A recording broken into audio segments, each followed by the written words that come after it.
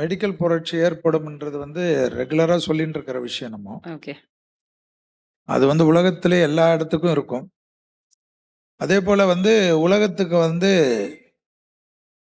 Technology எல்லாம் வளர்ந்தாலும் போராத காலகட்டமா தான் நான் பார்க்கிறேன். மத்தவங்க ஆராய்ச்சி எப்படியோ, அதுல நிறைய விஷயம் வந்து வேலை வாய்ப்புகள்ல பெரிய சிக்கல்கள் ஏற்படும். வெளிநாட்டுல இருக்கவங்கலாம் நம்ம நாட்டுல போடுங்கன்னு சொல்லிட்டு கிட்டத்தட்ட 2020லேருந்து ஆரம்பிச்சிட்டேன் நானு. அங்க ஃபுல்லா இன்வெஸ்ட் பண்ணாதீங்க, வாழ முடியாத மாதிரி ஊராயிடும். நீங்க இன்வெஸ்ட் பண்ணாலும் ஏசியாவில் வந்து சிங்கப்பூருக்கு, துபாய்க்கு மட்டும் வாங்கன்னு சொல்லியிருக்கு.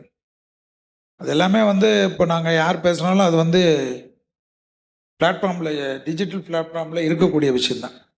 இந்த சேனலில் உட்காந்து நான் தான் சொன்னேன் நம்ம மாற்ற முடியாது.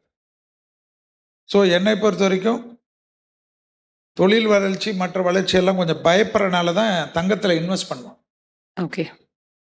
ஸோ நிறைய பிரச்சனைகள் வந்து இந்த வேலை வாய்ப்புகள், இண்டஸ்ட்ரி டெவலப்மெண்ட் மற்றதெல்லாம் வந்து இந்த தனியார் மயமாக்குதல், மிஷினரி எல்லாமே உள்ள வர்றது, ரோபோட்டிக் சயின்ஸ், ஆர்டிஃபிஷியல் சயின்ஸால் வளர்ச்சி எல்லாமே இருந்தாலும் மக்கள் ரொம்ப கஷ்டப்படுவதாக தான் பஞ்சாங்க குறிப்புகள் காட்டுது. ஓகே. அது உலக லெவலில் அது முக்கியம். அதில் இந்தியாவிலையும் ரொம்ப அதற்காக அரசாங்கம், மத்திய அரசாங்கம், நாங்கள் இருக்கக்கூடிய அரசாங்கம் இருந்தாலும் சரி, மாநில அரசாங்கங்களும் சரி, ரொம்ப அதுக்கு கான்சன்ட்ரேட் பண்ணி அதுக்கு அடுத்த லெவலுக்கு கொண்டு போகிறதுக்கு தான்.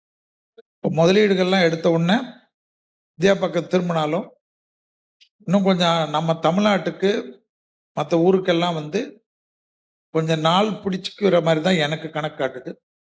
ஸோ அதில் வந்து இன்வெஸ்ட்மெண்ட்டே கொஞ்சம் இந்தியாவில் வந்து 2026ஆம் ஆண்டு கவர்மெண்ட் சிரத்தையாக இப்போவே ஏதாவது பண்ணாதான் அதுக்கு உண்டான காலகட்டம், இல்லைன்னா கஷ்டப்படுற மாதிரி தான் காட்டும்.